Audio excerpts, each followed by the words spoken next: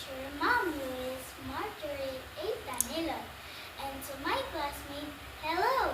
Today, I'm going to share what is the meaning of my name. By the way, my full name is Zara Misha E. Abu. Don't you know that my first name, Zara, was given by my mother? It was originated in Kingdom of Saudi Arabia.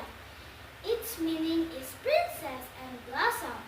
I think they named it after me because I am the only girl in our family.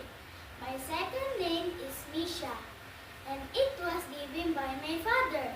It is also a word came from Saudi Arabia and considered to be a Muslim name. The meaning of Misha is happy, and into life my family were very joyful when I was born, as I share my names, meaning I am grateful to my parents because they never failed to show their love and support to me.